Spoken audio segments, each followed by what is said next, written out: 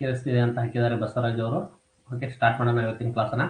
Okay, ನಿನ್ನೆವರೆಗೆ ಏನ್ ಮಾಡಿದ್ವಿ ನಾವು? ಇತಿಹಾಸದ ವರ್ಗೀಕರಣ ಮತ್ತು ಇತಿಹಾಸದ ಪರಿಚಯವನ್ನ ನೋಡ್ಕೊಂಡಿದ್ವಿ. ಇವತ್ತಿನ ಕ್ಲಾಸಲ್ಲಿ ನಾವು ಡಿಸ್ಕಸ್ ಮಾಡ್ತಾ ಇರೋದು ಸೋರ್ಸಸ್ ಅಂತ ಹೇಳಿ ಕರಿತೀವಿ. ಹಿಸ್ಟೋರಿಕಲ್ ಸೋರ್ಸಸ್ ಅಂದ್ರೆ ಐತಿಹಾಸಿಕ ಮೂಲಾಧಾರಗಳು ಅಂತ ಹೇಳಿ ಕರಿತೀವಿ. ಯಾಕಂದ್ರೆ ಇತಿಹಾಸವನ್ನ ಕಟ್ಟಬೇಕಾದ್ರೆ ಸೋರ್ಸಸ್ ಬೇಕು. ಸೋರ್ಸಸ್ ಇತಿಹಾಸದ ಮುಖ್ಯ ನೆಲೆಗಳಾಗಿ ಅಥವಾ ಫೌಂಡೇಶನ್ಗಳಾಗಿ ಗುರುತಿಸ್ತೀವಿ. ಯಾವುದೇ ಒಂದು ಇತಿಹಾಸ ರಚನೆಯಲ್ಲಿ ಈ ಮೂಲಾಧಾರಗಳ ಪಾತ್ರ ಅತಿ ಮುಖ್ಯವಾಗಿರುತ್ತೆ. ಹಾಗಾಗಿ ಈ ಮೂಲಾಧಾರಗಳನ್ನ ನಾವು ಏನಂತ ಕರಿತೀವಿ ಅಂದ್ರೆ ಹಿಂದಿನ ಕಾಲದ ಘಟನೆಗಳ ಬಗ್ಗೆ ಮಾಹಿತಿ ನೀಡತಕ್ಕಂತಹ ಏನು ಸೋರ್ಸ್ ಇದೆ, ಮೂಲಗಳು, ಅವುಗಳನ್ನ ನಾವು ಐತಿಹಾಸಿಕ ಮೂಲಾಧಾರಗಳಂತ ಹೇಳಿ ಕರಿತೀವಿ. ಯಾವುದ್ರ ಬಗ್ಗೆ? ಹಿಂದಿನ ಘಟನೆಗಳು, ಅವುಗಳ ಕುರಿತು ನಮ್ಮ ಹತ್ರ ದಾಖಲೆ ಇರಬೇಕು. ಯಾವ ರೀತಿ ದಾಖಲೆ ಇರಬೇಕು? ಅದು ಯಾವ್ದಾದ್ರು ಮಾದರಿಯಲ್ಲಿ ಇರ್ಬೋದು, ಲಿಪಿ ಮಾದರಿಯಲ್ಲಿ ಇರ್ಬೋದು, ಅಥವಾ ಆ ವಸ್ತುವಿನ ಮಾದರಿಯಲ್ಲಿ ಇರ್ಬೋದು, ಅಥವಾ ಯಾವುದೇ ರೂಪದಲ್ಲಿ ಆ ಸೋರ್ಸಸ್ ಅನ್ನೋದು ಏನಿರ್ಬೇಕು? ಇರಬೇಕು, ದಾಖಲೆಯಾಗಿ ಇರಬೇಕು, ರೆಕಾರ್ಡ್ಸ್ ನಮ್ಮ ಹತ್ರ ಇರಬೇಕು. ಅಂತವುಗಳನ್ನ ನಾವು ಏನಂತ ಕರಿತೀವಿ? ಸೋರ್ಸಸ್ ಅಂತ ಕರಿತೀವಿ. ಈಗ ASI ನವ್ರು ನೋಡಿ, ಯಾವುದೇ ಒಂದು ಕಟ್ಟಡ ಇದ್ರೆ ಅದಕ್ಕೆ 100 ವರ್ಷ ಆಗಿತ್ತಂದ್ರೆ ಅದನ್ನ ASI ಅಂಡರಲ್ಲಿ ತಗೋತಾರೆ. ಅದನ್ನ ಏನಂತ ಮಾಡ್ಕೋತಾರೆ? ಅದೊಂದು ಹಿಸ್ಟೋರಿಕಲ್ ಕಟ್ಟಡ ಇರಬೇಕು, ಅದಕ್ಕೆ 100 ಇಯರ್ಸ್ ಆಗಿರ್ಬೇಕು. 100 ಇಯರ್ಸ್ ಆಗಿತ್ತಂದ್ರೆ ASI ನವರು ತಮ್ಮ ಅಥಾರಿಟಿಗೆ ತಗೊಳ್ತಾರೆ. ಅದನ್ನ ಒಂದು ಹಿಸ್ಟೋರಿಕಲ್ ಮಾನ್ಯುಮೆಂಟ್ಸ್ ಆಗಿ ಗುರುತಿಸ್ತಾರೆ. ಅದು ಕೂಡ ಏನಾಗುತ್ತೆ? ಇತಿಹಾಸದಲ್ಲಿ ಒಂದು ಸೋರ್ಸಸ್ ಆಗಿ ಗುರುತಿಸಿಕೊಳ್ಳುತ್ತೆ. ಆ ರೀತಿ ಈ ಹಿಸ್ಟೋರಿಕಲ್ ಸೋರ್ಸಸ್ ಗಳನ್ನ ಏನಂತೀವಿ ಅಂದ್ರೆ ನಾವು ಹಿಂದಿನ ಕಾಲದ ಘಟನೆಗಳ ಬಗ್ಗೆ ಮಾಹಿತಿ ನೀಡ್ತಕ್ಕಂತಹ ಮೂಲಗಳನ್ನ ನಾವು ಹಿಸ್ಟೋರಿಕಲ್ ಸೋರ್ಸಸ್ ಅಂತ ಹೇಳಿ ಕರಿತೀವಿ. ಅಥವಾ ಕನ್ನಡದಲ್ಲಿ ಐತಿಹಾಸಿಕ ಮೂಲಾಧಾರಗಳಂತ ಹೇಳಿ ಕರೆದಿದ್ದನ್ನ ನಾವಿಲ್ಲಿ ಕಾಣಬಹುದು. ಈ ಮೂಲಾಧಾರಗಳಲ್ಲಿ 2 ರೀತಿ ಮೂಲಾಧಾರಗಳಿರುತ್ತೆ. ಈ ಮೂಲಾಧಾರಗಳನ್ನ ನಾವು 2 ರೀತಿಯಾಗಿ ವಿಂಗಡಣೆ ಮಾಡ್ತೀವಿ.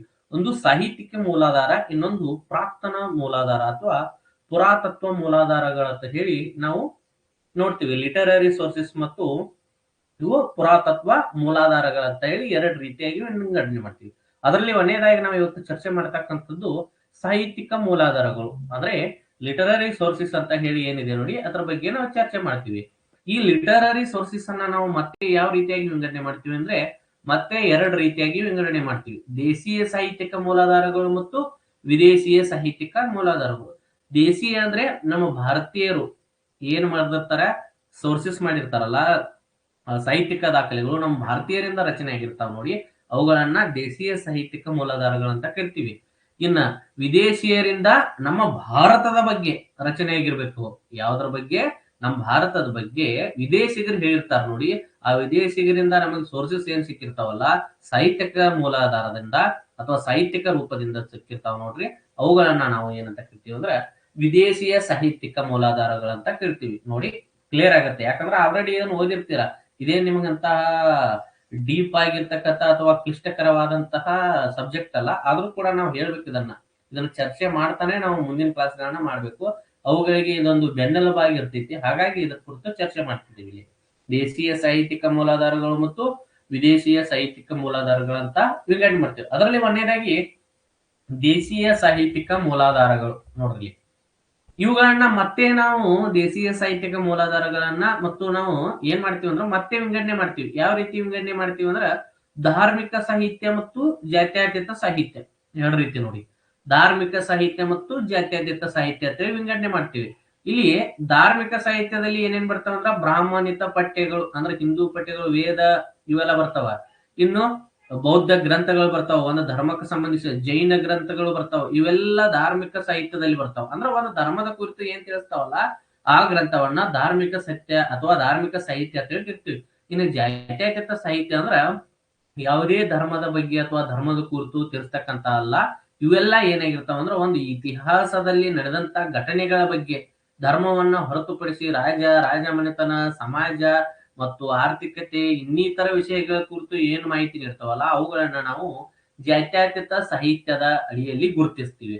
ಅಂತವ್ ಯಾವ್ಯಾವ ಇರ್ತಾವಂದ್ರ ಐತಿಹಾಸಿಕ ಪಠ್ಯಗಳು, ಹಿಸ್ಟೋರಿಕಲ್ ರೆಕಾರ್ಡ್ಸ್ ಅಂತ ಕರಿತೀವಿ. ಅರೆ ಐತಿಹಾಸಿಕ ಪಠ್ಯಗಳು ಅಂದ್ರೆ ಅರೆ ಇತ್ತ ಪೂರ್ತಿ ಐತಿಹಾಸಿಕನೂ ಅಲ್ಲ, ಇತ್ತ ಪೂರ್ತಿ ಕಾಮನ್ ಅಂತೂ ಅಲ್ಲ, ಈ ರೀತಿ ಇರ್ತಕ್ಕಂಥವಲ್ಲ, ಅವನ್ನ ನಾವು ಅರೆ ಐತಿಹಾಸಿಕ ಪಠ್ಯ ಅಂತ ಕರಿತೀವಿ. ಇನ್ನೊಂದು ಜೀವನ ಪಠ್ಯಗಳು ಅಥವಾ ಜೀವನ ಚರಿತ್ರೆಗಳು, ಒಬ್ಬರ ಬಗ್ಗೆ ಲೈಫ್ ಸ್ಟೋರಿ ಇರ್ತದೆ ನೋಡಿ, ಅದನ್ನ ತಿಳಿಸ್ತಾವಲ್ಲ, ಅವುಗಳನ್ನ ನಾವೆಲ್ಲ ಇವು ಮೂರನ್ನು ಸೇರಿಸಿ ಐತಿಹಾಸಿಕ, ಅರೆ ಐತಿಹಾಸಿಕ ಮತ್ತು ಜೀವನಾಧಾರಿತ ಪಠ್ಯಗಳನ್ನ ಸೇರಿಸಿ ಜಾತ್ಯತೀತ ಸಾಹಿತ್ಯ ಅಂತ ಹೇಳಿ ಕರಿತೀವಿ.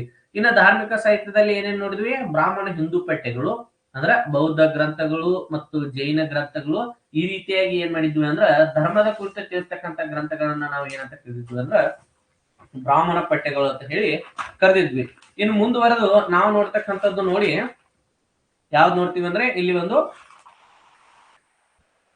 ಬ್ರಾಹ್ಮಣ ಅಥವಾ ಹಿಂದೂ ಪಠ್ಯಗಳನ್ನ ನೋಡ್ತೀವಿ. ಯಾವ ಪಠ್ಯಗಳು? ಬ್ರಾಹ್ಮಣ ಮತ್ತು ಹಿಂದೂ ಪಠ್ಯಗಳನ್ನ ನಾವಿಲ್ಲಿ ಕಾಣಬಹುದು. ಆ ಹಿಂದೂ ಪಠ್ಯದ ಅಡಿಯಲ್ಲಿ ಎರಡು ರೀತಿ ಸಾಹಿತ್ಯವನ್ನ ಮತ್ತೆ ವಿಂಗಡಣೆ ಮಾಡ್ತೀವಿ ನೋಡ್ರಿ. ಸಬ್ ಡಿವಿಷನ್ ಆಗಿ ಬ್ರಾಹ್ಮಣ ಅಥವಾ ಹಿಂದೂ ಪಠ್ಯವನ್ನ ಎರಡು ರೀತಿಯಾಗಿ ವಿಂಗಡಣೆ ಮಾಡ್ತೀವಿ. ಅವು ಯಾವ್ಯಾವ ಅಂದ್ರ ಶ್ರುತಿ ಸಾಹಿತ್ಯ ಮತ್ತು ಸ್ಮೃತಿ ಸಾಹಿತ್ಯ. ಶ್ರುತಿ ಸಾಹಿತ್ಯ ಮತ್ತು ಸ್ಮೃತಿ ಸಾಹಿತ್ಯ ಅಂತ ಹೇಳಿ ವಿಂಗಡಣೆ ಮಾಡ್ತೀವಿ. ಯಾವ ಸಾಹಿತ್ಯ? ಶ್ರುತಿ ಸಾಹಿತ್ಯ ಮತ್ತು ಸ್ಮೃತಿ ಸಾಹಿತ್ಯ ಅಂತ ಹೇಳಿ ವಿಂಗಡಣೆ ಮಾಡ್ತೀವಿ. ಇವುಗಳಲ್ಲಿ ಈ ಸ್ಮೃತಿ ಸಾಹಿತ್ಯದಲ್ಲಿ ನೋಡಿ, ಒಂದನೇದಾಗಿ ಶ್ರುತಿ ಸಾಹಿತ್ಯ. ಇವುಗಳನ್ನ ವೇದಾಂಗಗಳು, ಬ್ರಾಹ್ಮಣಕಗಳು, ಅರಣ್ಯಕಗಳು ಮತ್ತು ಉಪನಿಷತ್ತುಗಳನ್ನ ಒಳಗೊಂಡಿರ್ತಕ್ಕಂಥ ಸಾಹಿತ್ಯವನ್ನ ಶ್ರುತಿ ಸಾಹಿತ್ಯ. ಸ್ಮೃತಿ ಸಾಹಿತ್ಯ ಅಂದ್ರ ಸಾಹಿತ್ಯಗಳನ್ನ ಹೊರತುಪಡಿಸಿರುವಂತ ವೇದಾಂಗಗಳು, ಸ್ಮೃತಿಗಳು, ಮಹಾಕಾವ್ಯಗಳು, ಪುರಾಣಗಳು, ಇವುಗಳನ್ನ ನಾವು ಸ್ಮೃತಿಗಳು ಅಂತ ಹೇಳಿ ಕರಿತೀವಿ. ಇನ್ನು ಇವುಗಳಲ್ಲಿ ಬರ್ತಕ್ಕಂಥದ್ದು ಒಂದೇದು ವೇದಾಂಗಗಳು ಅಥವಾ ವೇದಗಳು. ಈ ವೇದಗಳು ನೋಡ್ರಿ, 4 ವೇದಗಳಿದಾವ. ಋಗ್ವೇದ, ಯಜುರ್ವೇದ, ಸಾಮವೇದ, ಅಥರ್ವಣ ವೇದ ಅಂತ ಹೇಳಿ 4 ವೇದಗಳನ್ನ ನಾವಿಲ್ಲಿ ನೋಡ್ತೀವಿ. ಈ ವೇದಗಳ ಕಾಲವನ್ನ ಗುರುತಿಸಿದ ಅಥವಾ ರಚಿಸಿದ ಆಧಾರದ ಮೇಲೆ ಏನ್ ಮಾಡಿದೀವಿ ಅಂದ್ರೆ ನಾವು ಎರಡು ರೀತಿಯಾಗಿ ವಿಂಗಡಣೆ ಮಾಡಿದೀವಿ. ಯಾಕಂದ್ರೆ ಋಗ್ವೇದಕ್ಕೂ ಮತ್ತು ಉಳಿದಂತಹ ಇನ್ನು 3 ಉಳಿದಂತಹ ವೇದಗಳಿಗೆ ಏನೈತೆ ಅಂದ್ರೆ ಕಾಲಮಾನದಲ್ಲಿ ಬಹಳಷ್ಟು ವ್ಯತ್ಯಾಸ ಕಂಡು ಬರ್ತದ. ಹಾಗಾಗಿ ಅವು ವ್ಯತ್ಯಾಸನ ಜೊತೆಗೆ ಅವು ರಚನೆ ಆದಂತಹ ಪ್ರದೇಶಗಳಲ್ಲೂ ಕೂಡ ವ್ಯತ್ಯಾಸಗಳು ಕಂಡು ಬಂದಿದ್ರಿಂದ ನಾವು ಏನ್ ಮಾಡ್ತೀವಿ ಅಂದ್ರ ಅವುಗಳನ್ನ ಎರಡು ರೀತಿಯಾಗಿ ವಿಂಗಡಣೆ ಮಾಡ್ತೀವಿ. ಋಗ್ವೇದ ಕಾಲ ಬೇರೆ ಮತ್ತು ಋಗ್ವೇದದ ನಂತರದ ಕಾಲ ಅಂದ್ರೆ ಯಜುರ್ವೇದ, ಸಾಮವೇದ, ಅಥರ್ವಣ ವೇದ ಒಳಗೊಂಡಂತಹ ಕಾಲವನ್ನ ನಾವಿಲ್ಲಿ ನೋಡ್ತೀವಿ.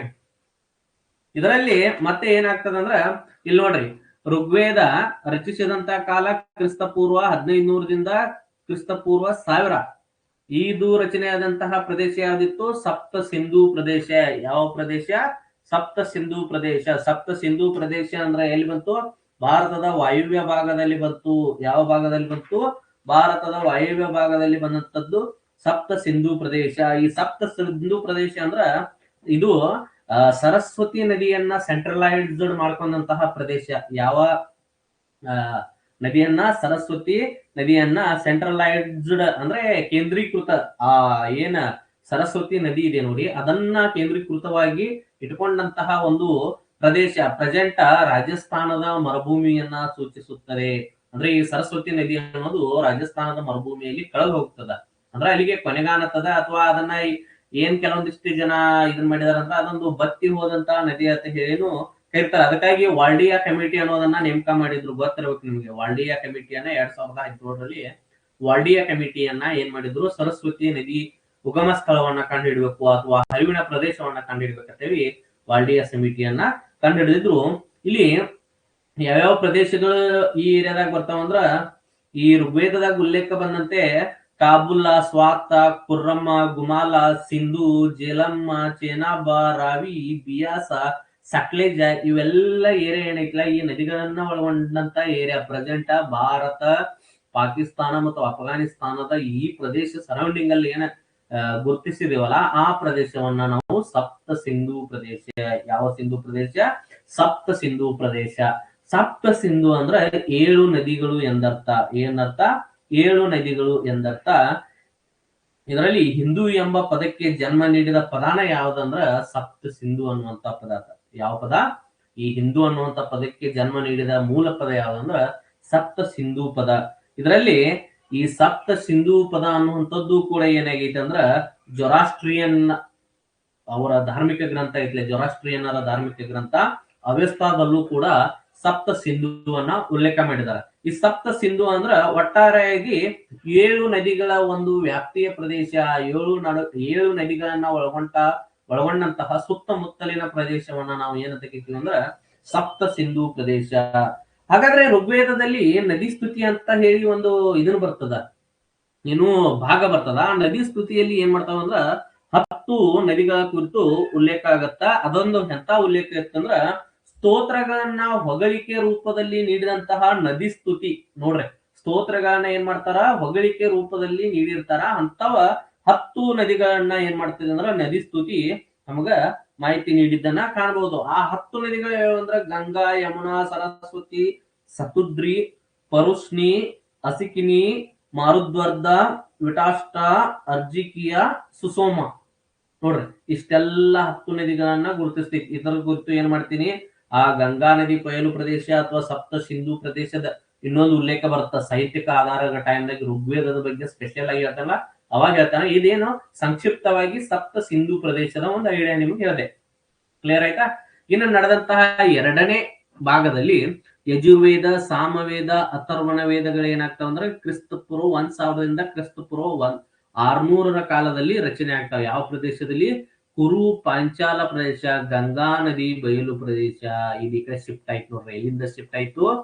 ಭಾರತದ ವಾಯುವ್ಯ ಭಾಗದಿಂದ ಎಕಡೆ ಶಿಫ್ಟ್ ಆಯ್ತು? ಉತ್ತರ ಭಾಗಕ್ಕೆ. ಇತ್ತ ಬಿಹಾರ, ಜಾರ್ಖಂಡ, ಉತ್ತರ ಪ್ರದೇಶ, ಮಧ್ಯಪ್ರದೇಶದ ಏನ್ ಸೆಂಟ್ರಲೈಸ್ಡ್ ಏರಿಯಾ ಐತ್ಲಾ ಆ ಕಡೆ ಶಿಫ್ಟ್ ಆಯ್ತು. ಎಲ್ಲಿಂದ? ರಾಜಸ್ಥಾನ, ಪಂಜಾಬ, ಆ ಪ್ರದೇಶದಲ್ಲಿ ಇರ್ತಕ್ಕಂಥದ್ದು ಈ ಕಡೆ ಏನಾಗ್ತೈತಿ ಶಿಫ್ಟ್ ಆಗ್ತದೆ. ಇದು ಏನಾಗ್ತೈತಿ, ಟ್ರಾನ್ಸ್ಫಾರ್ಮೇಶನ್ ಆಗಿತ್ತು. ಎಲ್ಲಿಂದ? ಋಗ್ವೇದದಿಂದ ಹಿಡ್ಕೊಂಡು ಉಳಿದ ವೇದಗಳಾದಂತ ಯಜುರ್ವೇದ, ಸಾಮವೇದ, ಅಥರ್ವಣ ವೇದಗಳು ರಚನೆಯಾದಂತಹ ಪ್ರದೇಶ ಶಿಫ್ಟ್ ಆಗ್ತೈತಿ. ನೋಡ್ರಿ, ವೇದಗಳು ಆರ್ಯರ ಧಾರ್ಮಿಕ ಮತ್ತು ಸಾಮಾಜಿಕ ಆರ್ಥಿಕ ಜೀವನದ ಮೇಲೆ ಹೆಚ್ಚು ಬೆಳಕು ಚೆಲ್ಲಿದ್ರೆ ರಾಜಕೀಯದ ಮೇಲೆ ಏನ್ ಮಾಡ್ತಾವ ಅಂದ್ರೆ ಕಡಿಮೆ ಬೆಳಕು ಚೆಲ್ತಾವ. ಯಾವ ವೇದಗಳು? ಇತಿಹಾಸದ ದೃಷ್ಟಿಯಿಂದ ಯಜುರ್ವೇದ, ಸಾಮವೇದಕ್ಕಿಂತ ಋಗ್ವೇದ, ಅಥರ್ವಣ ವೇದಕ್ಕೆ ಹೆಚ್ಚಿನ ಪ್ರಾಮುಖ್ಯತೆಯನ್ನ ನೀಡಲಾಗುತ್ತದೆ. ಯಾವ ದೃಷ್ಟಿಕೋನದಿಂದ? ಐತಿಹಾಸಿಕ ದೃಷ್ಟಿಕೋನಗಳಿಂದ. ಇನ್ನ ಬ್ರಾಹ್ಮಣಕಗಳ ರಚನೆಯ ಕಾಲವನ್ನ ನಾವು ಕ್ರಿಸ್ತಪೂರ್ವ 1000ರಿಂದ ಕ್ರಿಸ್ತಪೂರ್ವ 600ರ ನಡುವಿನ ಕಾಲವೆಂದು ನಂಬಲಾಗಿದ್ದು, ಶತಪಥ ಬ್ರಾಹ್ಮಣಕವು ಗಾಂಧಾರ, ಶಲ್ಯ, ಕೇಕೆಯ, ಕುರು, ಪಾಂಚಾಲ, ವಿದೇಶ, ಕೋಸಲ ರಾಜ್ಯಗಳ ಮೇಲೆ ಬೆಳಕನ್ನ ಚೆಲ್ಲುತ್ತದೆ. ಯಾವ ಗ್ರಂಥ? ಶತಪಥ ಬ್ರಾಹ್ಮಣಕ ಅನ್ನುವಂಥದ್ದಿದೆ. ಇದು ಯಜುರ್ವೇದಕ್ಕೆ ಸಂಬಂಧಿಸಿದಂಥದ್ದು. ಈ ಶತಪಥ ಬ್ರಾಹ್ಮಣಕ ಏನ್ ಮಾಡ್ತದೆ ಅಂದ್ರೆ ಗಾಂಧಾರ, ಶಲ್ಯ ಮತ್ತು ಕೇಕೆಯ, ಕುರು, ಪಾಂಚಾಲ, ವಿದೇಹ, ಅದು ವಿದೇಶ ಆಗ್ಯದ, ವಿದೇಹ, ಕೋಸಲ ರಾಜ್ಯಗಳ ಮೇಲೆ ಬೆಳಕನ್ನ ಚೆಲ್ಲುತ್ತದೆ. ಇನ್ನು ಅರಣ್ಯಕಗಳ ರಚನೆಗಳ ಕಾಲ ಎಷ್ಟಿತ್ತಂದ್ರೆ ಕ್ರಿಸ್ತಪೂರ್ವ 100ರಿಂದ ಕ್ರಿಸ್ತಪೂರ್ವ 500ರ ಮಧ್ಯ ಕಾಲವೆಂದು ನಂಬಲಾಗಿದ್ದು, ಇವು ಅಷ್ಟೊಂದು ಐತಿಹಾಸಿಕ ಮಹತ್ವವನ್ನ ಪಡೆದಿಲ್ಲ. ಯಾವುವು? ಅರಣ್ಯಕಗಳು. ಇನ್ನು ಉಪನಿಷತ್ತುಗಳ ರಚನೆಯ ಕೆಲವು ಅರಣ್ಯಕಗಳ ರಚನೆಯನ್ನೇ ಹೋಲುತ್ತಿದ್ದು, ಉಪನಿಷತ್ತುಗಳು ಪರವಿದ್ಯೆ ಅಂದರೆ ಆಧ್ಯಾತ್ಮಿಕ ಕಲಿಕೆಯ ಬಗ್ಗೆ ಮಾಹಿತಿಯನ್ನ ತಿಳಿಸುವಂತಹವು ಏನಂತ ಕರಿತೀವಿ ಅಂದ್ರೆ ನಾವು ಉಪನಿಷತ್ತುಗಳು.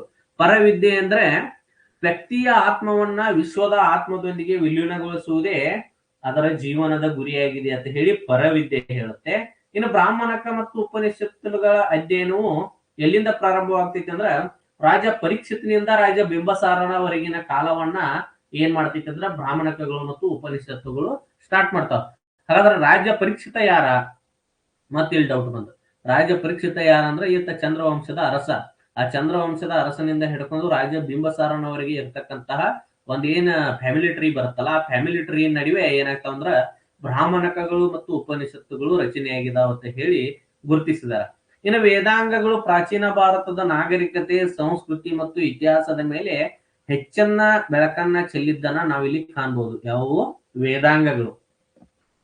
ಆ ವೇದಾಂಗಗಳು ಅಂದ್ರೆ ಏನಂತ ಹೇಳಿ ನಾನು ನಿಮ್ಗೆ ಆಮೇಲೆ ಹೇಳ್ತೇನೆ. ಇಲ್ಲಿ ಸಾಹಿತ್ಯದ ಕುರಿತು ಚರ್ಚೆ ಮಾಡುವಾಗ ಇದು ಕೇವಲ ಏನಾಗೈತಿ ಅಂದ್ರೆ ಮೂಲಾಧಾರಗಳು ಅಂತ ಚರ್ಚೆ ಮಾಡ್ತಿದ್ವಿ. ಇನ್ನ ಸ್ಮೃತಿಗಳು ಸಾಮಾಜಿಕ ಸಂರಚನೆ, ಸಿದ್ಧಾಂತಗಳು, ಪದ್ಧತಿಗಳು, ರಾಜನ ಹಕ್ಕುಗಳು, ಕರ್ತವ್ಯಗಳ ಕುರಿತು ಏನ್ ಮಾಡ್ತಾವ ಅಂದ್ರ ಸ್ಮೃತಿಗಳು ಔದಗಳ ಕುರಿತು ಹೇಳ್ತಾವ. ಯಾವುದರ ಕುರಿತು ಹೇಳ್ತಾವ? ಸಾಮಾಜಿಕ ಸಂರಚನೆ, ಏನ್ ಸೋಷಿಯಲ್ ಸ್ಟ್ರಕ್ಚರ್ ರಚನೆ ಆಗಿರ್ತೈತಲ್ಲ ಅದ್ರ ಕುರಿತು, ಸಿದ್ಧಾಂತಗಳ ಕುರಿತು ಮತ್ತು ಪದ್ಧತಿಗಳ ಕುರಿತು, ರಾಜನ ರೈಟ್ಸ್ ಗಳು ಮತ್ತು ಆತನ ರೆಸ್ಪಾನ್ಸಿಬಿಲಿಟೀಸ್ ಏನೇನದಾವ ಕರ್ತವ್ಯಗಳು, ಅದೇ ರೀತಿಯಾಗಿ ವಿವಿಧ ವಿಷಯಗಳು ಅಂದ್ರೆ ರಾಜಕೀಯಕ್ಕೆ ಸಂಬಂಧಿಸಿದಂತೆ ರಾಜ್ಯನ ಸುತ್ತುವರಿದಂತ ಸಂಬಂಧವನ್ನ ಕುರಿತಂತಹ ವಿಷಯವನ್ನ ಯಾವ ತಿಳಿಸ್ತಾವ ಅಂದ್ರೆ ಕೃತಿಗಳು ತಿಳಿಸ್ತಾವ. ಇನ್ನು ಮಹಾಕಾವ್ಯಗಳ ರಚನೆ ಕಾಲವನ್ನ ನಾವು ನೋಡಿದಾಗ ಕ್ರಿಸ್ತಪೂರ್ವ 400ರಿಂದ ಕ್ರಿಸ್ತ ಶಕ 400ರವರೆಗೆ. ನೋಡ್ರಿ ಎಷ್ಟು ವಿಶೇಷತೆ. ಕ್ರಿಸ್ತಪೂರ್ವ 400ರಿಂದ ಕ್ರಿಸ್ತ ಶಕ 400ರವರೆಗೆ ನೋಡ್ರಿ. ಈ ಎರಡೂ ಕಾಲ ಟೋಟಲ್ ಆಗಿದೆ 800 ವರ್ಷ. 800 ವರ್ಷ ತಗೊಂಡು ಹೋಯ್ತು ನೋಡ್ರಿ ಮಹಾಕಾವ್ಯಗಳ ರಚನೆಯ ಕಾಲ. ಯಾಕನ್ನೋದನ್ನ ಅದನ್ನು ಹೇಳ್ತೇನೆ. ರಾಮಾಯಣವು ಆ ಕಾಲದ ಭಾರತದ ರಾಜಕೀಯ, ಸಾಮಾಜಿಕ, ಆರ್ಥಿಕ ಸ್ಥಿತಿಗಳ ಮೇಲೆ ಬೆಳಕು ಚೆಲ್ಲಿದ್ರೆ, ಜನಪದಗಳ ಮೂಲ ಮತ್ತು ಬೆಳವಣಿಗೆ ಹಾಗೂ ಯವನರು, ವಿದೇಶಿಯರು ಬಂದ್ರಲ್ಲ, ಯವನರು, ಶಕರು, ಇವುಗಳ ಕುರಿತು ಏನ್ ಮಾಡ್ತೈತಿ ಅಂದ್ರ ಬೆಳಕು ಚೆಲ್ಲುತ್ತದೆ. ಅದೇ ರೀತಿಯಾಗಿ ಮಹಾಭಾರತ ಆ ಕಾಲದ ರಾಜಕೀಯ, ಧಾರ್ಮಿಕ ಸ್ಥಿತಿಗಳ ಬಗ್ಗೆ, ಸಾಮಾಜಿಕ ವ್ಯವಸ್ಥೆಗಳ ಮೇಲೆ ಬೆಳಕನ್ನ ಚೆಲ್ತಿದ್ದು, ಯುದ್ಧಗಳ ಕುರಿತು, ಅದರ ವ್ಯಾಪಕ ರೂಪಗಳ ಕುರಿತು ಮತ್ತು ಕುರುಕ್ಷೇತ್ರ ಯುದ್ಧ, ಪಾಂಡವರು, ಕೌರವರು ಇವರೆಲ್ಲರ ಕುರಿತು ಮಹಾಭಾರತದಲ್ಲಿ ಉಲ್ಲೇಖವಿದ್ದು, ಕುರುಕ್ಷೇತ್ರ ಯುದ್ಧ ಕ್ರಿಸ್ತಪೂರ್ವ 950ರಲ್ಲಿ ನಡೀತಂತ ಹೇಳಿ ಏನ್ ಮಾಡಲಾಗಿದೆ, ಇತ್ತೀಚೆಗೆ ಗುರುತಿಸಲಾಗಿದೆ.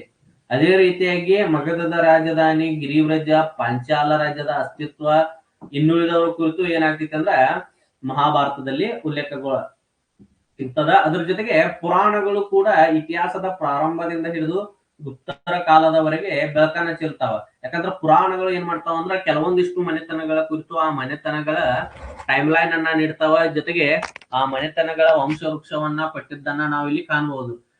ವಿಶೇಷವಾಗಿ ಕಣ್ವ ಮನೆತನ ಐತಿ. ಕಣ್ವ ಮನೆತನದ ಕುರಿತು ನಾವು ಏನಾದ್ರೂ ಐತಿಹಾಸಿಕ ದಾಖಲೆಯನ್ನ ಹುಡುಕಾಡ್ಬೇಕಂದ್ರ ಅದನ್ನ ಪುರಾಣಗಳಲ್ಲಿ ಹುಡುಕಾಡ್ಬೇಕು. ಆ ಪುರಾಣಗಳು ಏನ್ ಮಾಡ್ತಾವಂದ್ರ ಕಣ್ವ ಮನೆತನದ ಕುರಿತು ಏನ್ ಮಾಡ್ತಾವಂದ್ರ ಆ ಮನೆತನದ ವಂಶವೃಕ್ಷವನ್ನ ನಮಗ್ ನೀಡ್ತಾವ. ಈ ಪುರಾಣಗಳಲ್ಲಿ 5 ಭಾಗಗಳನ್ನ ನಾವು ಕಾಣ್ತೀವಿ. ಆ 5 ಭಾಗಗಳು ಯಾವ್ಯಾವಂದ್ರ ಸ್ವರ್ಗ ಅಂದ್ರ ಬ್ರಹ್ಮಾಂಡದ ಸೃಷ್ಟಿಯ ಕುರಿತು, ಇನ್ನೊಂದು ಪ್ರತಿಸ್ವರ್ಗ ಆ ಬ್ರಹ್ಮಾಂಡ ಮರುಸೃಷ್ಟಿ ಆಗಿರೋದ ಕುರಿತು, ಮತ್ತೊಂದು ವಂಶ ದೇವರು ಮತ್ತು ಋಷಿಮುನಿಗಳ ವಂಶಾವಳಿ ಕುರಿತು. ಇದೇ ಭಾಗದಲ್ಲಿ ಏನಾಗ್ತೈತೆ ಅಂದ್ರೆ ಕೆಲವೊಂದಿಷ್ಟು ರಾಜಮನೆತನಗಳ ವಂಶಾವಳಿ ಕೂಡ ಸಿಗುತ್ತಾ. ಅದೇ ರೀತಿಯಾಗಿ ಮನ್ವಂತರ, ಮನುಗಳ ಕಾಲ ಅಂತ ಬರ್ತದೆ. ಇದ್ರ ಕುರಿತು ವಿಶೇಷವಾಗಿ ಒಂದು ಚರ್ಚೆ ಮಾಡ್ತೀನಿ, ಯಾವಾಗ ಮನುಸ್ಮೃತಿ ಮಾಡುವಾಗ ಚರ್ಚೆ ಮಾಡ್ತೇನೆ. ಇನ್ನ ವಂಶಾನುಚರಿತಂ, ಇದು ಪ್ರಾಚೀನ ರಾಜವಂಶಗಳ ನಿರೂಪಣೆ. ಇಲ್ಲಿಯೂ ಕೂಡ ಏನ್ ಮಾಡ್ತಾರಂದ್ರ ಆತ ಪ್ರಾಚೀನ ರಾಜವಂಶಗಳು ಮತ್ತು ಆ ರಾಜವಂಶಗಳಲ್ಲಿ ಇರ್ತಕ್ಕಂತಹ ವ್ಯವಸ್ಥೆಯ ಕುರಿತು ಚರ್ಚೆ ಮಾಡ್ತಾನ. ಇಲ್ಲಿ ವಂಶಾನುಚರಿತಂ. ಇವೆಲ್ಲವೂ ಕೂಡ ಪುರಾಣವನ್ನ 5 ಭಾಗಗಳಾಗಿ ವಿಂಗಡಿಸಿದ ಕುರಿತು ತಿಳಿಸ್ತಾವ. ಇದರಲ್ಲಿ ಕೇವಲ ವಂಶಾನುಚರಿತಂ ಮಾತ್ರ ಐತಿಹಾಸಿಕ ದೃಷ್ಟಿಕೋನವನ್ನ ಹೊಂದೈತಿ. ಯಾಕಂತ ತಿಳ್ಕೊರಿ, ಇಲ್ಲಿ ಪ್ರತ್ಯೇಕವಾಗಿ ರಾಜರಿಗಾಗಿ ಮೀಸಲಿಟ್ಟಿದ್ದಾರೆ ಯಾವ್ದನ್ನ, ವಂಶಾನುಚರಿತಂ. ಇದರಲ್ಲಿ ಆದ್ರೆ ಪ್ರತಿ ಪುರಾಣಗಳಲ್ಲೂ ಈ ಭಾಗವನ್ನ ಕೈ ಬಿಡ್ತಾ ಬರಲಾಗಿದೆ. ನೋಡ್ರಿ, ಮುಂದೆ ರಚನೆ ಆದಂತಹ, ತದನಂತರ ರಚನೆ ಆದಂತಹ ಪುರಾಣಗಳಲ್ಲಿ ಏನಾಗೈತೆ ಅಂದ್ರೆ ಈ ಭಾಗವನ್ನ ಕೈ ಬಿಡ್ತಾ ಬಂದಾರ. ಇದು ಕಂಡು ಬಂದಿರೋ ಪುರಾಣಗಳಂದ್ರೆ ಕೆಲವೊಂದಿಷ್ಟು ಪುರಾಣಗಳಲ್ಲಿ ಮಾತ್ರ ಕಂಡು ಬಂದೈತಿ. ಆ ಪುರಾಣಗಳು ಯಾವ್ಯಾವಂದ್ರ ಮತ್ಸ್ಯ ಪುರಾಣ, ಭಾಗವತ ಪುರಾಣ, ವಿಷ್ಣು ಪುರಾಣ, ವಾಯು ಪುರಾಣ, ಬ್ರಹ್ಮ ಪುರಾಣ, ಗರುಡ ಪುರಾಣ. ಈ ಗರುಡ ಪುರಾಣ ಪುರವ, ಬೃಹದ್ರುತ, ಇಕ್ಷ್ವಾಕು ವಂಶಗಳ ಮತ್ತು ಅವುಗಳ ಸಂತತಿಯಲ್ಲಿ ಇರ್ತಕ್ಕಂತ ವಂಶಾವಳಿ ಕುರಿತು ಏನ್ ಮಾಡ್ತೈತಿ, ಬೆಳಕನ್ನ ಚೆಲ್ತೈತಿ. ಆದ್ರ ಯಾವುದೇ ಕಾಲಮಾನವನ್ನ ತಿಳಿಸಿಲ್ಲ ಯಾವುದು, ಗರುಡ ಪುರಾಣ. ಹಾಗಾಗಿ ಗರುಡ ಪುರಾಣದಲ್ಲಿ ನೋಡ್ರಿ ಪುರವ ಮನೆತನ, ಬೃಹದ್ರಥ ಮನೆತನ, ಇಕ್ಷ್ವಾಕು ಮನೆತನಗಳ ಕುರಿತು ಉಲ್ಲೇಖ ಐತೆ. ಈ ಸಂತತಿಗಳ ಬಗ್ಗೆ ಮತ್ತು ಅವುಗಳ ವಂಶಾವಳಿ ಬಗ್ಗೆ ಏನ್ ಮಾಡ್ತೈತಿ, ಮಾಹಿತಿ ನೀಡ್ತೈತಿ. ಆದ್ರ ಯಾವ ಕಾಲಘಟ್ಟದಲ್ಲಿ ಅವು ಅಸ್ತಿತ್ವದಲ್ಲಿ ಇದ್ದುವು ಅನ್ನೋದರ ಕುರಿತು ಬೆಳಕನ್ನ ಚೆಲ್ಲೋದಿಲ್ಲ. ಇದು ಬ್ರಾಹ್ಮಣಿಕ ಸಾಹಿತ್ಯ ಆಯ್ತು. ಇನ್ನು ಬೌದ್ಧ ಸಾಹಿತ್ಯ. ಈ ಬೌದ್ಧ ಸಾಹಿತ್ಯವನ್ನ 2 ರೀತಿಯಾಗಿ ಅಥವಾ 2 ಭಾಗಗಳಾಗಿ ನಾವು ವಿಂಗಡಿಸ್ತೀವಿ. ಅದರಲ್ಲಿ ಒಂದನೇದಾಗಿ ಪಾಲಿ ಸಾಹಿತ್ಯ, ಇನ್ನೊಂದು ಅನುಪಾಲಿ ಸಾಹಿತ್ಯ. ಅನುಪಾಲಿ ಸಾಹಿತ್ಯ ಅಂದ್ರೆ ಪಾಲಿಯನ್ನ ಹೊರತುಪಡಿಸಿದಂತಹ ಪ್ರಾಕೃತ ಮತ್ತು ಸಂಸ್ಕೃತಗಳಲ್ಲಿ ರಚನೆಯಾದಂತಹ ಸಾಹಿತ್ಯ. ಆದ್ರೂ ಕೂಡ ಪ್ರಾಕೃತ ಮತ್ತು ಸಂಸ್ಕೃತದಲ್ಲಿ ರಚನೆಯಾಗಿದ್ರು ಕೂಡ ಬೌದ್ಧ ಧರ್ಮದ ಕುರಿತೇ ಆ ಸಾಹಿತ್ಯಗಳು ತಿಳಿಸ್ತಾವ. ಪಾಲಿ, ಯಾಕಂದ್ರೆ ಬೌದ್ಧ ಧರ್ಮ ಸ್ಥಾಪನೆ ಆದಾಗ ರಚನೆ ಆದಂತಹ ಭಾಷೆ ಯಾವ್ದಾಗಿತ್ತಂದ್ರ ಪಾಲಿ ಭಾಷೆ ಆಗಿತ್ತು. ಆಮೇಲೆ ಯಾವಾಗ ವಿದೇಶಗಳಿಗೆ ಹೋಗಿ ಮತ್ತೆ ವಾಪಸ್ಸಾಗಿ ಭಾರತಕ್ಕೆ ಬರ್ತೈತಿ ನೋಡಿ, ಅವಾಗ ಅದೇನಾಯ್ತಂದ್ರ ಪ್ರಾಕೃತ ಮತ್ತು ಸಂಸ್ಕೃತ ರೂಪಗಳನ್ನ ಪಡೆದಿರೋದನ್ನ ನಾವು ಕಾಣ್ತೀವಿ. ಈ ಪಾಲಿ ಸಾಹಿತ್ಯ ಯಾವ ಸಾಹಿತ್ಯ, ಪಾಲಿ ಸಾಹಿತ್ಯ. ಈ ಪಾಲಿ ಸಾಹಿತ್ಯವನ್ನ ನಾವು ಏನ್ ನೋಡ್ತೀವಿ ನೋಡಿ, ಈ ಪಾಲಿ ಸಾಹಿತ್ಯದಲ್ಲಿ ವಿಶೇಷವಾಗಿ ತ್ರಿಪೀಠಕಗಳು ರಚನೆಯಾಗಿದಾವ. ಯಾವ ರಚನೆ ಆಗಿದಾವ, ತ್ರಿಪೀಠಕಗಳು ರಚನೆ ಆಗಿದಾವ. ಈ ತ್ರಿಪೀಠಕಗಳು ಅತ್ಯಂತ ಬೌದ್ಧ ಧರ್ಮದ ಹಳೆಯ ಸಾಹಿತ್ಯಗಳಾಗಿ ಗುರುತಿಸಿಕೊಳ್ತಾವ. ಯಾವುವು, ತ್ರಿಪೀಠಕಗಳು. ಈ ತ್ರಿಪೀಠಕಗಳು ಅಂದಿನ ಕಾಲದ ರಾಜರ ರಾಜಕೀಯ ಮತ್ತು ಸಾಮಾಜಿಕ ಸ್ಥಿತಿಗಳ ಬಗ್ಗೆ ಏನ್ ಮಾಡ್ತಾವಂದ್ರ ಬೆಳಕು ಚೆಲ್ಲಿದ್ದನ್ನ ನಾವು ಕಾಣ್ತೀವಿ.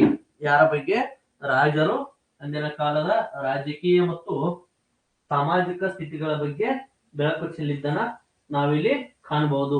ಇನ್ನು ನೆಕ್ಸ್ಟ್ ಇಲ್ಲಿ ಇನ್ನೊಂದು ವಿಷಯ ಅಂದ್ರೆ ಏನಂದ್ರೆ, ಇಲ್ಲಿ ವಿನಯ ಪೀಠಕ ಅಂತ ಬರ್ತೈತಿ. ಈ ವಿನಯ ಪೀಠಕ ಏನ್ ಮಾಡ್ತೈತಿ ಅಂದ್ರ, ಇದು ಸನ್ಯಾಸಿಗಳ ಜೀವನದ ನಿಯಮಗಳ ಕುರಿತು ಏನ್ ಮಾಡ್ತೈತಿ ಅಂದ್ರ ಮಾಹಿತಿ ನೀಡುತ್ತದೆ. ಸನ್ಯಾಸಿಗಳಿದ್ರಲ್ಲ, ಆ ಸನ್ಯಾಸಿಗಳ ಜೀವನದ ಕುರಿತು ಮಾಹಿತಿಯನ್ನ ನೀಡುವಂತದ್ದು ಯಾವ್ದಂದ್ರ ವಿನಯ ಪೀಠಕ ಮಾಡುತ್ತದೆ. ಯಾವ್ದು ಮಾಡ್ತೈತಿ? ವಿನಯ ಪೀಠಕ ಮಾಡ್ತೈತಿ. ಅದೇ ರೀತಿಯಾಗಿ ಮಹಾವಸ್ತುನು ಬೆಳಕು ಚೆಲ್ತದ. ಆ ಮಹಾವಸ್ತು ಕೆಲವೊಂದಿಷ್ಟು ಮಾರ್ಪಾಡುಗಳನ್ನ ಮಾಡಿದಂತಹ ಒಂದು ವಿಷಯವನ್ನ ಹೊಂದಿರೋದ್ರಿಂದ ಅದನ್ನ ವಿನಯ ಪೀಠಕದ ಕುರಿತು ಹೋಲಿಕೆ ಮಾಡಲಾಗುವುದಿಲ್ಲ. ಇನ್ನ ಸುತ್ತ ಪೀಠಕ ಅಂತ ಬರ್ತೈತಿ. ಇದು 3 ಪೀಠಕಗಳಲ್ಲಿ ಅತಿ ದೊಡ್ಡದಾದ ಪೀಠಕ ಸುತ್ತ ಪೀಠಕ. ಯಾವ ಪೀಠಕ? ಸುತ್ತ ಪೀಠಕ. 3 ಪೀಠಕಗಳಲ್ಲಿಯೇ ಅತಿ ದೊಡ್ಡದಾಗಿರುವಂತಹ ಪೀಠಕ ಸುತ್ತ ಪೀಠಕ. ಈ ಸುತ್ತ ಪೀಠಕದ ವಿಷಯವನ್ನ ನೀವು ತಿಳ್ಕೊಳ್ತಾ ಹೋದಾಗ, ಇದು 16 ಜನಪದಗಳ ಬಗ್ಗೆ ಏನ್ ಮಾಡ್ತೈತಿ ಅಂದ್ರೆ ಬೆಳಕನ್ನ ಚೆಲ್ಲುತ್ತದೆ. 16 ಅಂಗ, ಮಗಧ, ಕಾಶಿ, ಕೋಸಲ ಅಂತ ಬರ್ತಾವಲ್ಲ, ಅಂತ 16 ಮಹಾಜನಪದಗಳ ಬಗ್ಗೆ ಏನ್ ಮಾಡ್ತೈತಿ ಅಂದ್ರ ಈ ಸುತ್ತ ಪೀಠಕ ಮಾಹಿತಿಯನ್ನ ನೀಡುತ್ತದೆ. ಅದೇ ರೀತಿಯಾಗಿ ಈ ಸುತ್ತ ಪೀಠಕದಲ್ಲಿ ಇರ್ತಕ್ಕಂಥ ಒಂದು ಭಾಗ ಅಂಗುತ್ತರ ನಿಕಾಯ ವಿಶೇಷವಾಗಿ ಏನ್ ಮಾಡ್ತೈತಿ ಅಂದ್ರ 16 ಮಹಾಜನಪದಗಳ ಬಗ್ಗೆ ತಿಳಿಸಿದ್ರೆ, ಕುಂದಕ ನಿಕಾಯ ಅಂತ ಬರ್ತೈತಿ. ಈ ಕುಂದಕ ನಿಕಾಯ ಏನ್ ಮಾಡ್ತೈತಿ ಅಂದ್ರ ಗೌತಮ ಬುದ್ಧನ ಹಿಂದಿನ ಜನ್ಮಗಳ 549 ಜಾನಪದ ಕಥೆಗಳನ್ನ ಒಳಗೊಂಡಿದೆ. ಜಾತಕ ಕಥೆಗಳನ್ನ ಕರಿತೀವಲ್ಲ, ಅದೇ ನೋಡಿ 549 ಜಾತಕ ಕಥೆಗಳಿದಾವಲ್ಲ, ಅವುಗಳನ್ನ ಕುಂದಕ ನಿಕಾಯದಲ್ಲಿ ಗುರುತಿಸಲಾಗಿದೆ. ಈ ದೃಶ್ಯವನ್ನ ಏನ್ ಮಾಡ್ತೀವಿ ಅಂದ್ರೆ ನಾವು ಸಾಂಚಿ ಮತ್ತು ಬರಹ ಸ್ತೂಪಗಳ ಹರಿಗಳ ಮೇಲೆ ಅಂದ್ರ ಗೋಡೆಗಳಲ್ಲಿ ಇರ್ತಕ್ಕಂಥ ಕಲಾಕೃತಿಗಳಲ್ಲಿ ಏನ್ ಮಾಡಿದಾರ ಅಂದ್ರ ಗುರುತಿಸಿದ್ದನ್ನ ನಾವು ಕಾಣಬಹುದು. ಅದೇ ರೀತಿಯಾಗಿ ಅಭಿಧಮ್ಮ ಪೀಠಕ ಅಂತ ಬರ್ತದ. ಅಭಿಧಮ್ಮ ಪೀಠಕ ಬುದ್ಧನ ಮಾಡಿದಂತಹ ಸಾಧನೆ, ಸಿದ್ಧಿ ಮಾಡ್ಕೊಂಡಂತಹ ಸಾಧನೆ ಜೊತೆಗೆ ಆತನ ತತ್ವಗಳ ಬಗ್ಗೆ ಏನ್ ಮಾಡ್ತೈತಿ ಬೆಳಕ ಚೆಲ್ತದ. ಇನ್ನು ಮುಂದುವರೆದು ಶ್ರೀಲಂಕಾದ ಗ್ರಂಥಗಳು ಬರ್ತಾವ. ದೀಪವಂಶ ಅಂತ ಹೇಳಿ ಗ್ರಂಥ ಬರ್ತದ. ಇದು ಕೂಡ ಪಾಲಿ ಭಾಷೆಯಲ್ಲಿ 4ನೇ ಶತಮಾನದಲ್ಲಿ ರಚನೆ ಆಗ್ತದ. ಅದ್ರ ಜೊತೆಗೆ ಇನ್ನೊಂದು ಬರ್ತದ ಮಹಾವಂಶ ಅಂತ ಹೇಳಿ, ಇದು 5ನೇ ಶತಮಾನದಾಗ ರಚನೆ ಆಗ್ತದ. ಇವುಗಳ ಕುರಿತು ಬೌದ್ಧ ಸಾಹಿತ್ಯವನ್ನ ತಿಳಿಸುವಾಗ ತಿಳಿಸ್ತೀನಿ ನಾನು. ಯಾವ ಸಾಹಿತ್ಯ? ಬೌದ್ಧ ಸಾಹಿತ್ಯವನ್ನ ತಿಳಿಸುವಾಗ ತಿಳಿಸ್ತೇನೆ. ಇವೆಲ್ಲವೂ ಎಲ್ಲಿ ರಚನೆ ಆಗಿದಾವು? ದೀಪವಂಶ, ಮಹಾವಂಶ ಶ್ರೀಲಂಕಾದಲ್ಲಿ ರಚನೆ ಆಗ್ತಾವ. ಎಲ್ಲಿ ರಚನೆ ಆಗ್ತಾವ? ಶ್ರೀಲಂಕಾದಲ್ಲಿ ರಚನೆ ಆಗ್ತಾವ. ಅದೇ ರೀತಿಯಾಗಿ ನೋಡ್ರಿ, ಇವು ಪ್ರಾಚೀನ ಭಾರತದ ಇತಿಹಾಸ ಮತ್ತು ಮೌರ್ಯರ ಕಾಲದ ಬರೆತು ಬೆಳಕನ್ನ ಚೆಲ್ತಾವ. ಯಾಕಂದ್ರ ಹೇಗೆ ಶ್ರೀಲಂಕಾಗೆ ಬೌದ್ಧ ಧರ್ಮ ಹೋಯ್ತು ಅನ್ನೋದನ್ನ ತಿಳಿಸ್ತಕ್ಕಂಥ ಗ್ರಂಥಗಳಾಗಿದಾವ. ಯಾವ? ದೀಪವಂಶ, ಮಹಾವಂಶ.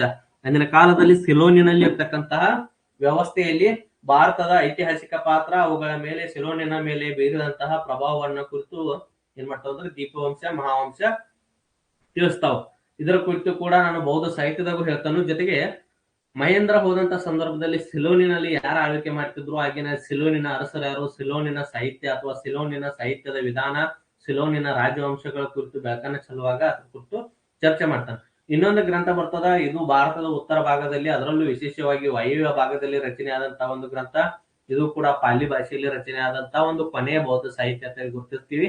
ಯಾವ್ದಂದ್ರ ಮಿಲಿಂದ ಪನೋ ಅನ್ನುವಂಥದ್ದು. ಇದು ಮೂಲತಃ ಇಂಡೋ ಗ್ರೀಕ್ ರಾಜ್ಯ ಮಿನಾಂಡರ್ ಮತ್ತು ಬೌದ್ಧ ಸನ್ಯಾಸಿಯಾದಂತಹ ನಾಗಸೇನರ ಮಧ್ಯೆ ನಡೆದಂತಹ ಚರ್ಚೆಯ ಪ್ರತಿಫಲವಾಗಿ ಮೂಡಿ ಬಂದಿರುವಂತಹ ಗ್ರಂಥವೇ ಮಿಲಿಂದ ಪನೋ. ಇದರ ಭಾಷೆ ಪಾಲಿ ಭಾಷೆ. ಯಾವ ಭಾಷೆ? ಪಾಲಿ ಭಾಷೆ. ಇದು ಅಂದಿನ ಕಾಲದ ವಾಯುವ್ಯ ಭಾರತದಲ್ಲಿರ್ತಕ್ಕಂತಹ ರಾಜಕೀಯ, ಸಾಮಾಜಿಕ, ಧಾರ್ಮಿಕ, ಆರ್ಥಿಕ ಸ್ಥಿತಿಗಳ ಬಗ್ಗೆ ಏನ್ ಮಾಡ್ತೈತಿ ಅಂದ್ರ ಬೆಳಕು ಚೆಲ್ತದ. ವಿಶೇಷವಾಗಿ ವಿದೇಶಿ ವ್ಯಾಪಾರದ ಕುರಿತು ವಿವರಿಸಿದ್ದನ್ನ ನಾವಿಲ್ಲಿ ಕಾಣ್ತೀವಿ. ನೆಕ್ಸ್ಟ್ ಬರುವಂತದ್ದು ಅನುಪಾಲಿ ಸಾಹಿತ್ಯ. ಯಾವ ಸಾಹಿತ್ಯ? ಅನುಪಾಲಿ ಸಾಹಿತ್ಯ.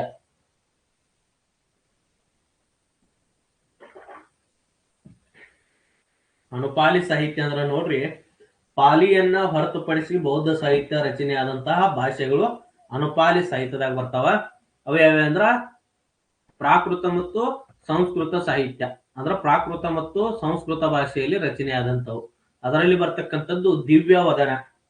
ಇದು ಮೌರ್ಯರ ಅವನತಿ ಮತ್ತು ಶುಂಗ ಮನೆತನದ ಕುರಿತು ಏನ್ ಮಾಡ್ತೈತಿ ಅಂದ್ರ ಬೆಳಕನ್ನ ಚೆಲ್ಲುತ್ತದೆ. ಯಾರ ಕುರಿತು?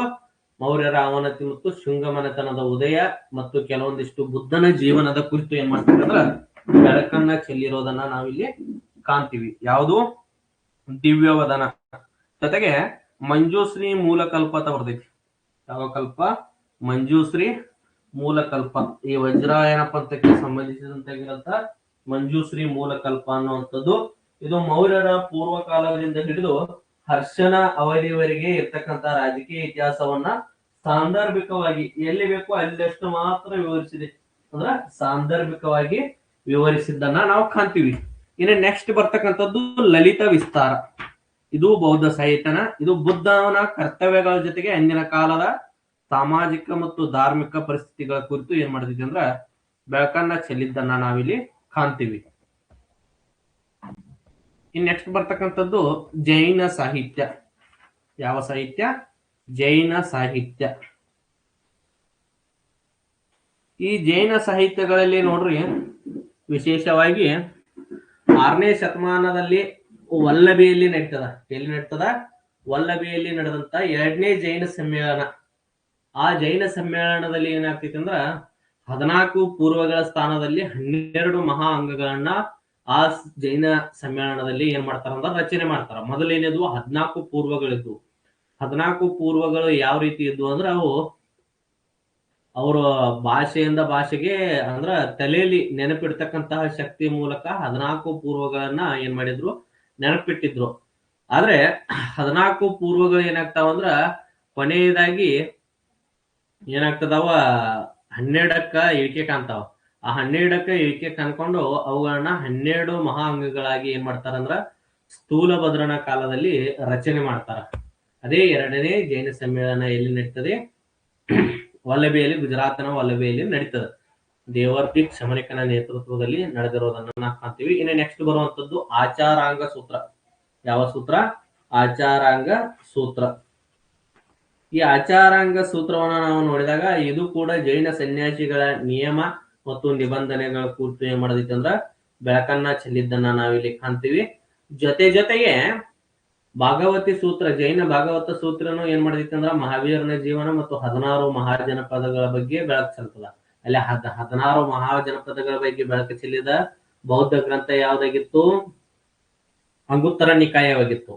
ಆದ್ರೆ ಇಲ್ಲಿ ಯಾವ್ದಾಗಿತ್ತು? ಜೈನ ಸಾಹಿತ್ಯ ಭಾಗವತಿ ಸೂತ್ರ. ನಿಮ್ಗೆ ಕೇಳ್ತಾರ ಅವ್ರು 16 ಮಹಾಜನಪದಗಳ ಬಗ್ಗೆ ಬೆಳಕು ಚೆಲ್ತಕ್ಕಂತಹ ಜೈನ ಸಾಹಿತ್ಯ ಪ್ರತ್ಯೇಕವಾಗಿ ಕೇಳಿದ್ರ ಭಗವತಿ ಸೂತ್ರ, ಪ್ರತ್ಯೇಕವಾಗಿ ಬೌದ್ಧ ಸಾಹಿತ್ಯ ಕೇಳಿದ್ರ ಅಂಗುತ್ತರ ನಿಕಾಯ.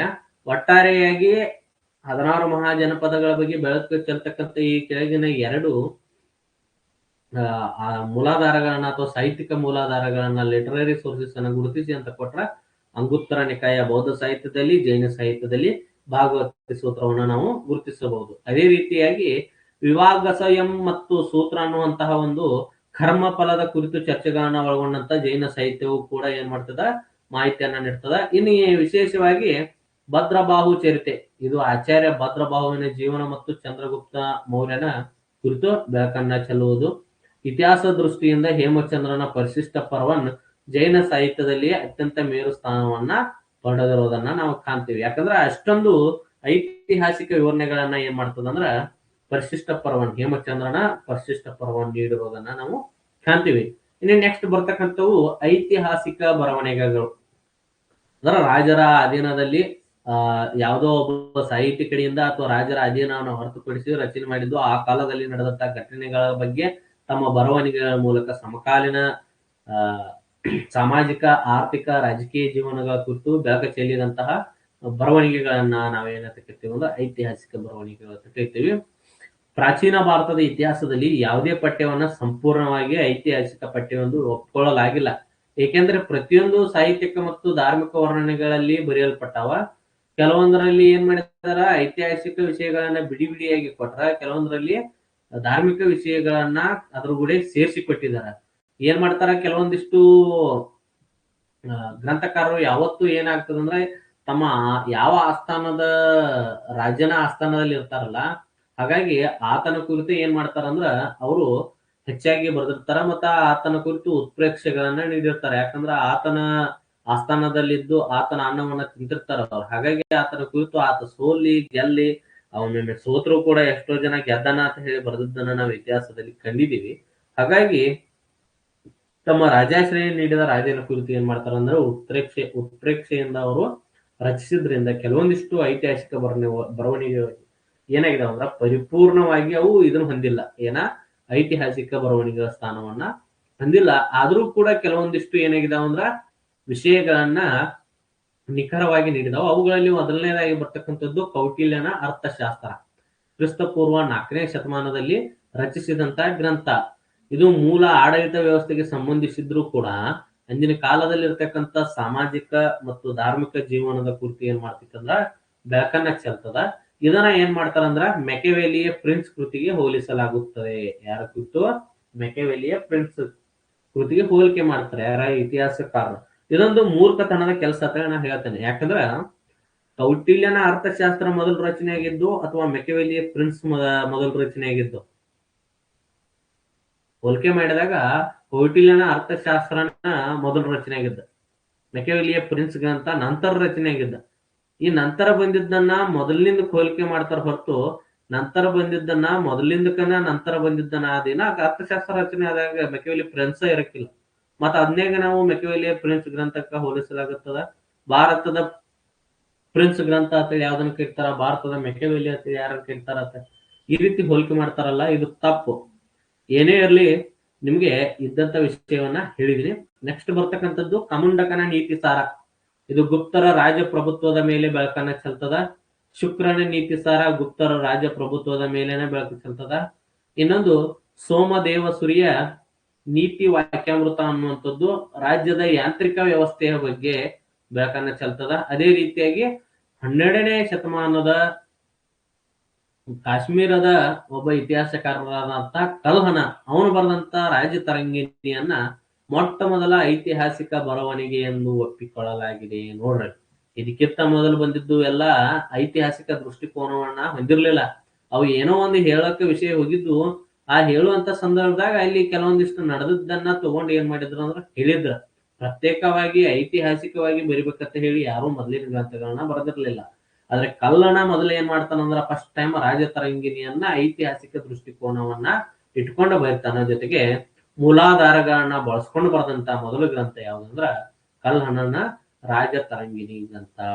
12ನೇ ಶತಮಾನದಲ್ಲಿ ರಚನೆ ಆದಂತ ಗ್ರಂಥ ಕಾಶ್ಮೀರದ ಕವಿ ಕಲ್ಲಣನ ರಾಜತರಂಗಿಣಿ. ಇದು ಕಾಶ್ಮೀರದ ಇತಿಹಾಸವನ್ನ ಕಾಲಾನುಕ್ರಮದಲ್ಲಿ ಒಳಗೊಂಡಿದೆ. ನೋಡಲು ವಿಶೇಷವಾಗಿ ಕಾಲಾನುಕ್ರಮದಲ್ಲಿ ಒಳಗೊಂಡಿದೆ. ಇನ್ನು ನೆಕ್ಸ್ಟ್ ಬರುವಂತದ್ದು ಇದನ್ನು ಕುರಿತ ಅಲ್ಲಿ ಕಲ್ಲಣ ಯಾರ ಆಸ್ಥಾನದಾಗ ಗೆದ್ಲ ಅವಾಗ ಅದ್ರ ಬಗ್ಗೆ ವಿಶೇಷವಾಗಿ ಇನ್ನೂ ಡೀಟೇಲ್ ಮಾಹಿತಿಯನ್ನು ನೀಡ್ತಾನ. ಇನ್ನು ನೆಕ್ಸ್ಟ್ ಬರುವಂತ ಗುಜರಾತಿನ ವೃತ್ತಾಂತಗಳು. ಅದರಲ್ಲಿ ಬರ್ತಕ್ಕಂಥವು ಪ್ರಬಂಧ ಕೋಶ, ರಾಜಶೇಖರನ ಪ್ರಬಂಧ ಕೋಶ, ಜಯಸಿಂಗನ ಬರೆದಂತಹ ಹಮ್ಮೀರ ಮರ್ದನ, ವಾಸ್ತುಪಾಲ ಬರೆದಂತಹ ತೇಜಪಾಲ ಪ್ರಶಸ್ತಿ, ಮೇರುತ್ತಂಗ ಬರೆದಂತಹ ಪ್ರಬಂಧ ಚಿಂತಾಮಣಿ, ಇವೆಲ್ಲವೂ ಕೂಡ ಗುಜರಾತದ ಇತಿಹಾಸದ ಮೇಲೆ ಬೆಳಕನ್ನ ಚೆಲ್ತಕ್ಕಂತಹ ಗ್ರಂಥಗಳು. ಇನ್ನು ನೆಕ್ಸ್ಟ್ ಸಿಂಧನ ವೃತ್ತ.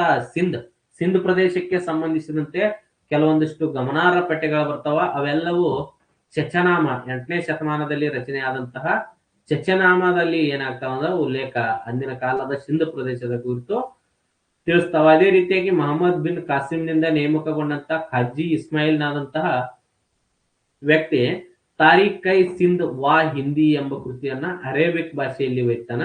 ಇದು ಏನಾಗಿತ್ತು ಅಂದ್ರೆ 1216ರಲ್ಲಿ ಅಲ್ ಇ ಬಿನ್ ಹಮೀದ್ ಕುಫಿ ಎಂಬಾತ ಚಚನಾಮ ಎಂಬ ಹೆಸರಿನಲ್ಲಿ ಏನ್ ಮಾಡ್ತಾನಂದ್ರ ಪರ್ಷಿಯನ್ ಭಾಷೆಗೆ ಅದನ್ನ ಭಾಷಾಂತರ ಮಾಡ್ತಾನ. ಇದು ಸಿಂಧನ ಇತಿಹಾಸವನ್ನ ತಿಳಿಸ್ತೈತಿ. ಯಾಕೆ ಇದನ್ನ ಇಲ್ಲಿ ಹೇಳಿನಿ ಅಂದ್ರೆ ಇದು ಆರಂಭಿಕ ಮಧ್ಯಕಾಲೀನ ಘಟ್ಟಕ್ಕೆ ಮತ್ತು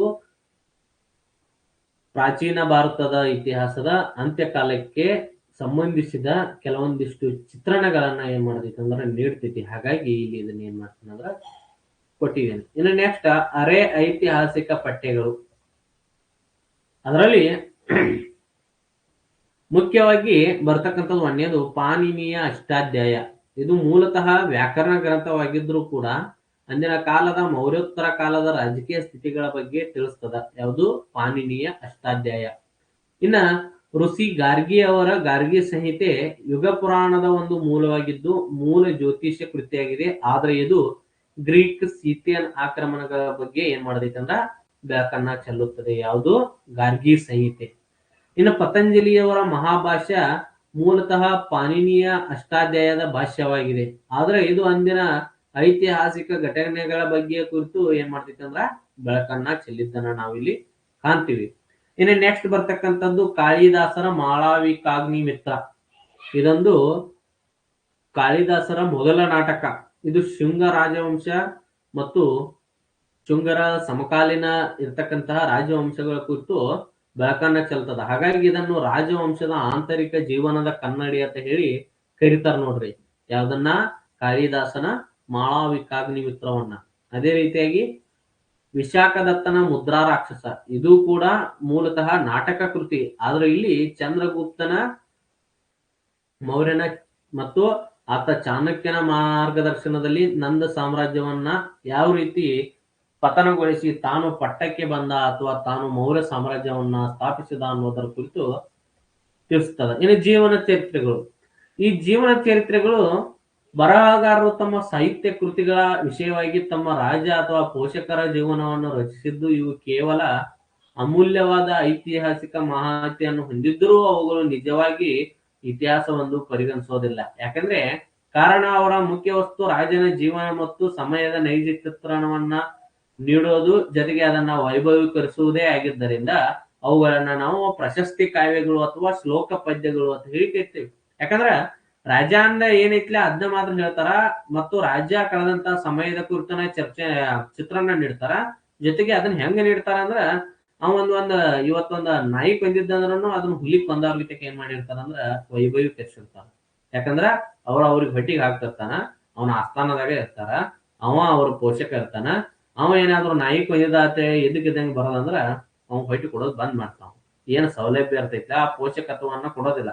ಹಾಗಾಗಿ ಅವ್ನ ಹುಲಿ ನಾಯಿ ಕೊಂದ್ರ ಕೂಡ ಏನ್ ಮಾಡ್ತಾರಂದ್ರ ಹುಲಿ ಕೊಂದ ಅಂತ ಹೇಳಿ ವೈಭವೀಕರಿಸಿದ್ದನ್ನ ಕಾಣ್ತೀವಿ. ಹಾಗಾಗಿ ಅವುಗಳನ್ನ ಏನ್ ಮಾಡ್ತಾರ ಅಂದ್ರ ಪರಿಪೂರ್ಣ ಐತಿಹಾಸಿಕ ಅಥವಾ ಇತಿಹಾಸಕ್ಕೆ ಏನ್ ಮಾಡಲ್ಲ, ಅದನ್ನ ಪರಿಗಣಿಸೋದಿಲ್ಲ.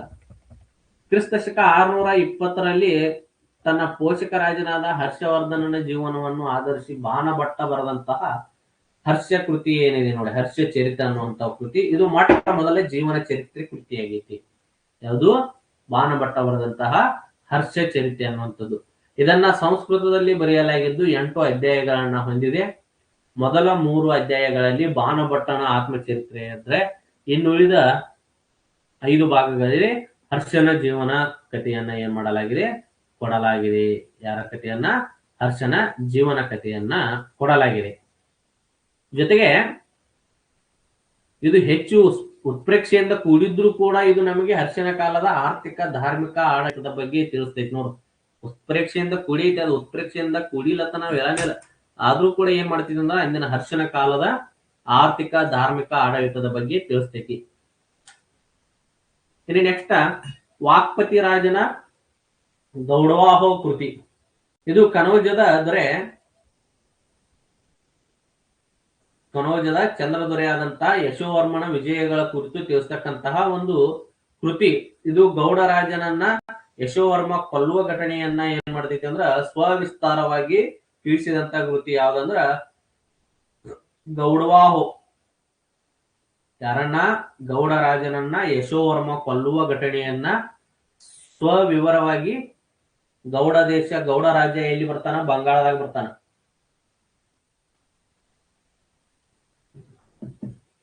ಅವನನ್ನ ಯಶೋವರ್ಮ ಕೊಲ್ತಿರ್ತಾನ. ಯಶೋವರ್ಮ ಯಾವಾಗ ಬರ್ತಾನ? ಹರ್ಷವರ್ಧನನ ನಂತರ ಬರ್ತಾನ ಯಶೋವರ್ಮ.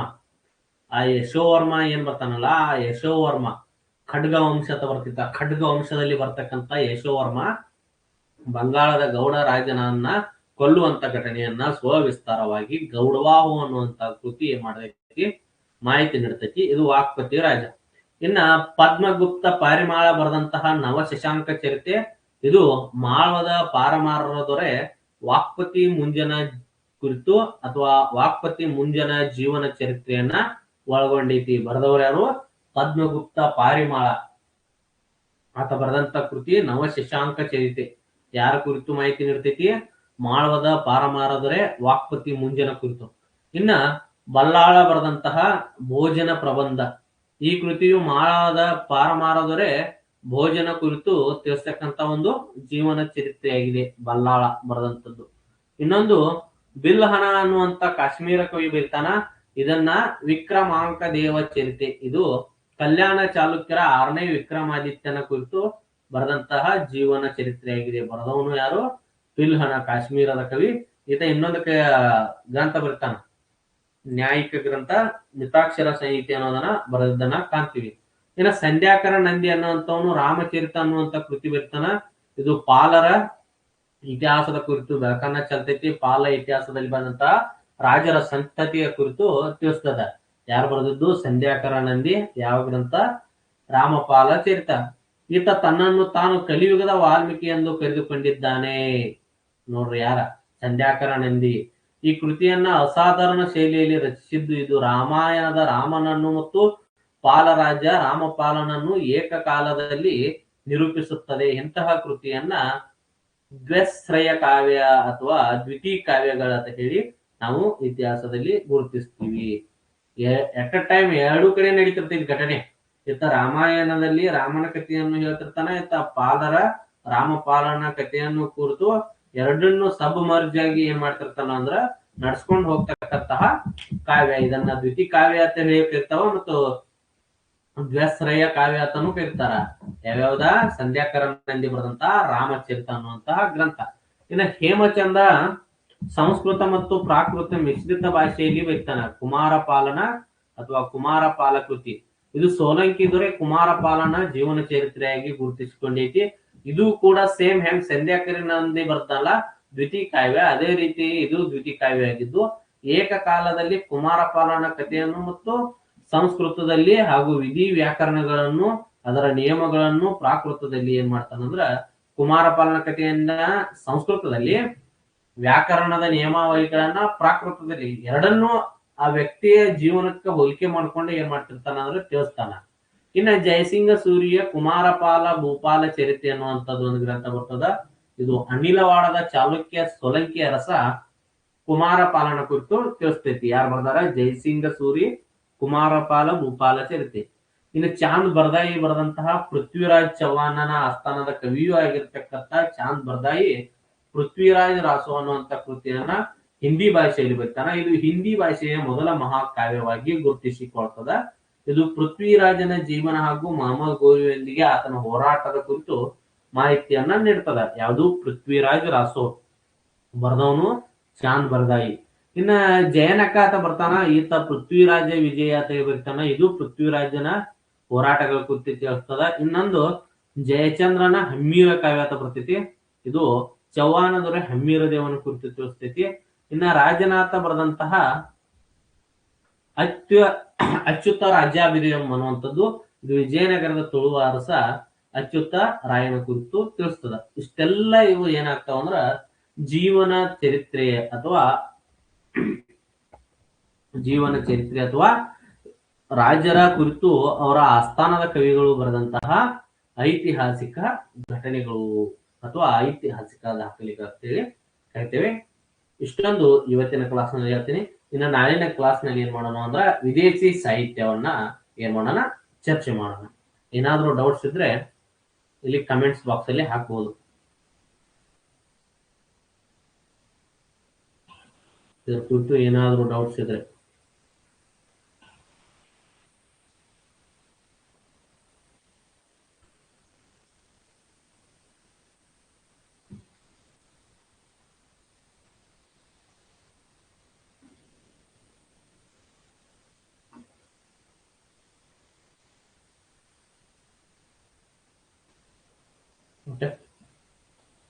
ಏನ್ ಡೌಟ್ಸ್ ಇಲ್ಲ ಅನ್ಸುತ್ತೆ.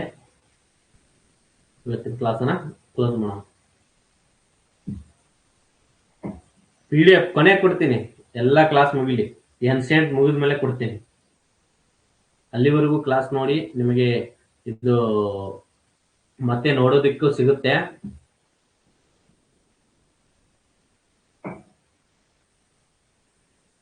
MCQನು ಚರ್ಚೆ ಮಾಡ್ತೀನಿ. MCQಗೆ ವಿಷಯ ವಿವರಣೆ ಆದ್ಮೇಲೆ ಪ್ರತ್ಯೇಕ ವ್ಯವಸ್ಥೆ ಇದೆ ಅದಕ್ಕೆ.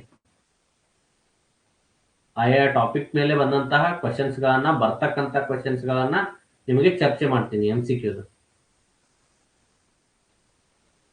ಎಸ್, ಕ್ಲಾಸ್ ಮಾಡಿ. ಇವತ್ತು 1ನೇ ಚಾಪ್ಟರ್ ಮುಗಿದಿದೆ ಅಂದ್ರೆ 1ನೇ ಚಾಪ್ಟರ್ದೇ MCQ ಕೊಡ್ತೀನಿ. ಆ ಕ್ಲಾಸ್ ಕುರಿತೇ ಚರ್ಚೆ ಮಾಡೋಣ. ಮುಂದಿನ ಕ್ಲಾಸ್ ಅದು MCQ ಚರ್ಚೆ ಮಾಡೋದು ಬೇಡ. ಆ ಟಾಪಿಕ್ ಮುಗಿದ ತಕ್ಷಣ ಆ ಟಾಪಿಕ್ ಮುಗಿದಿದ್ದ ಕ್ಲಾಸಿಂದ ಚರ್ಚೆ ಮಾಡೋಣ. ಓಕೆ, ಮಾಡ್ತೀನಿ. ಕ್ಲಾಸ್ ಅನ್ನ ಏನ್ ಹೇಳ್ತಿದ್ದೀವಿ ಕಂಪ್ಲೀಟ್ ಆಗಿ ಕೇಳ್ಕೊಂಡು ನೀವು ಪ್ರಿಪೇರ್ ಇರಬೇಕು. ಓಕೆ, ಮುಂದಿನ ಕ್ಲಾಸ್ನಲ್ಲಿ ಚರ್ಚೆ ಮಾಡೋಣ.